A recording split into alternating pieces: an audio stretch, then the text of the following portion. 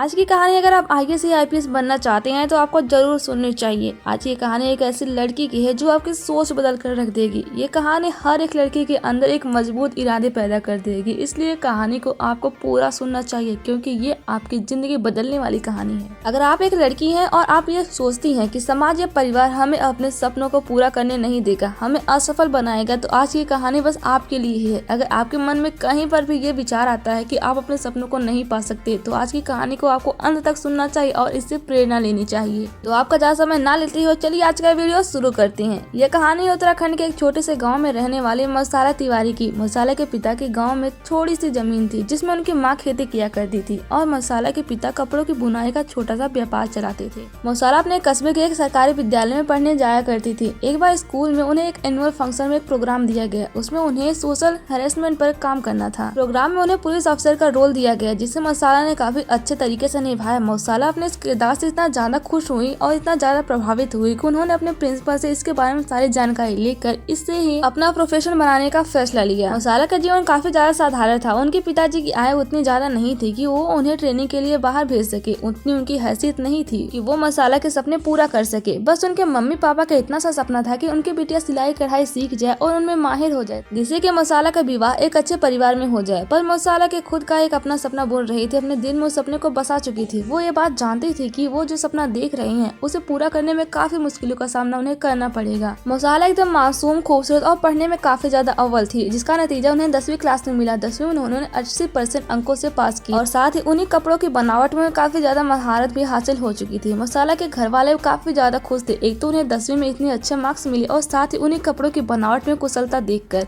मौसाला के चर्चे उनके समाज में काफी ज्यादा अधिक होने लगे क्योंकि वो बहुत खूबसूरत और होनहार भी थी। मधुबाला कस्बे के पास के शहर में 11वीं की पढ़ाई पढ़ने के लिए जाने लगी और एक बहुत बड़े व्यवसायी के पुत्र रघु तिवारी को वो पसंद आ गई थी। रघु ने अपने पिता से कहकर मौसाला के घर पर रिश्ता भिजवा दिया था और ये रिश्ता मौसाला के माता पिता के लिए स्वर्ग के समान था। रघु के घर वाले रघु के शादी इसी साल करना चाहते थे, परंतु मौसाला ने शादी करने के लिए साफ इनकार कर दिया था। पर उनके परिवार और रिश्तेदार कहाँ मानने वाले थे। उन्होंने उन पर इतना ज्यादा दबाव बनाया कि उन्हें शादी के लिए अंत में हाँ करना ही पड़ा। पर उन्होंने एक शर्त रखी कि वो शादी एक ही शर्त पर करेंगे, जबकि उनके ससुराल वाले ये बात मान लें कि उन्हें शादी के बाद भी पढ़ने का मौका दिया जाएगा। मौसाला के ससुराल वालों ने भी इस शर्त को मान लिया, पर उन्होंने इस शर्त को कभी भी गंभीरता से नहीं लिया। पढ़ाई जारी रखने के लिए और मौसाला का रिश्ता पक्का कर दिया गया। मौसाला ने क्लास 12 में 85% स्कोर किया, परंतु इसकी खुशी ना तो उनके घर वालों को हुई और ना ही ससुराल वालों को। मौसाला की शादी काफी धूमधाम से कर दी गई क्योंकि उनके ससुराल वाले काफी पैसे वाले थे। शादी के 10 दिन में मौसाला ने यह भांप लिया कि उनके पति रघु और उनके ससुराल वालों ने केवल उनकी खूबसूरती देखकर शादी के लिए हाँ करी है। उनका पढ़ाई के नाम पर कॉलेज में दाखिला तो करवा दिया गया, परंतु उन्हें बाहर जाने की अनुमति नहीं दी गई। उन्हें बस एग्जाम देने के लिए बाहर जाने की अनुमति दी गई थी। शादी के कुछ दिन बाद मौसाला ने देखा कि उनके पति रघु ने अन्य महिलाओं के साथ भी अपना संबंध बना लिया है और वो नशा करने लगे हैं। कभी कभी तो नशा इतना ज्यादा हो जाता था कि मौसाला काफी परेशान हो जाती थी, लेकिन मौसाला को केवल अपना सपना पूरा करना था, इसीलिए वो सब कुछ सहती रही। मौसाला चाहती थी कि कॉलेज में उन्हें काफी अच्छे मार्क्स मिले, इसलिए उन्होंने अपने ससुराल में दुखी जीवन व्यतीत करते हुए भी अपने ग्रेजुएशन की पढ़ाई जारी रखी और काफी अच्छे मार्क्स लाकर ग्रेजुएशन कंप्लीट कर लिया। अब मौसाला चाहती थी कि वो दिल्ली जाकर अपने आगे की प्रिपरेशन कर सके।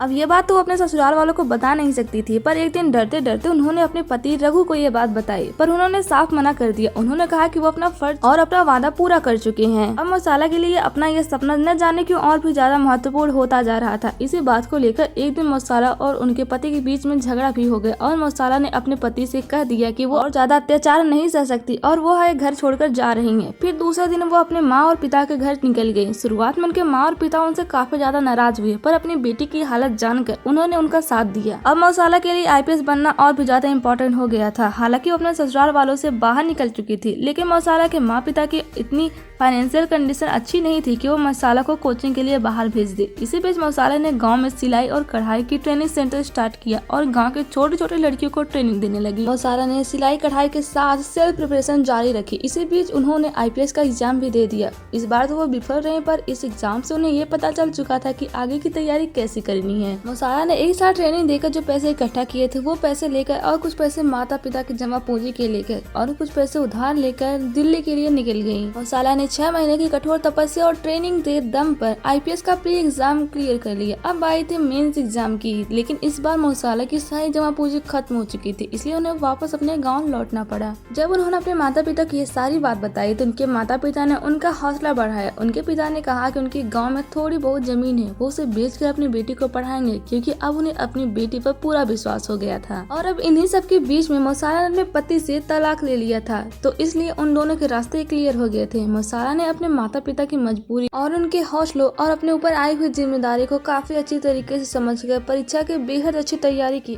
और उन्होंने काफी अच्छे अंकों से परीक्षा पास भी कर ली। उनका इंटरव्यू भी काफी अच्छा गया और बहुत जल्दी मौसाला के परिवार में खुशियों का बहार आ गया, क्योंकि मौसाला का आईपीएस अधिकारी के रूप में चयन हो गया था। वो मौसाला जिन्होंने एक ऐसे परिवार में जन्म लिया था जहाँ पर वो आईपीएस अधिकारी बनने का क्या उच्च शिक्षा पाने की भी सोच नहीं सकती थी, ऐसे मौसाला ने आईपीएस का एग्जाम क्लियर कर लिया। यही उनके लिए काफी बड़ी बात है। मौसाला जिन्होंने हजारों कठिनाइयों के पार करते हुए अपना ही नहीं, अपने परिवार का ही नहीं, बल्कि सारे नारीत्व समाज का नाम रोशन किया और उन लाखों लड़कियों के लिए एक मिसाल बनी जो सोचती है कि सामाजिक बंधन उन्हें अपने सपने पूरे नहीं करने दे सकता। तो उम्मीद करती हूँ कि आप सबको ये कहानी पसंद आई हो और इस कहानी से आपको कुछ न कुछ सीखने को जरूर मिला हो। अगर ये वीडियो अच्छी लगी है तो इसे लाइक करना, शेयर करना, कमेंट करके बताना वीडियो कैसी लगी, और ऐसी ही वीडियो देखना है तो चैनल को सब्सक्राइब करना बिल्कुल भी मत भूलना। हम मिलेंगे जल्द नई वीडियो में, तब तक के लिए अपना ध्यान रखिए। Thanks for watching.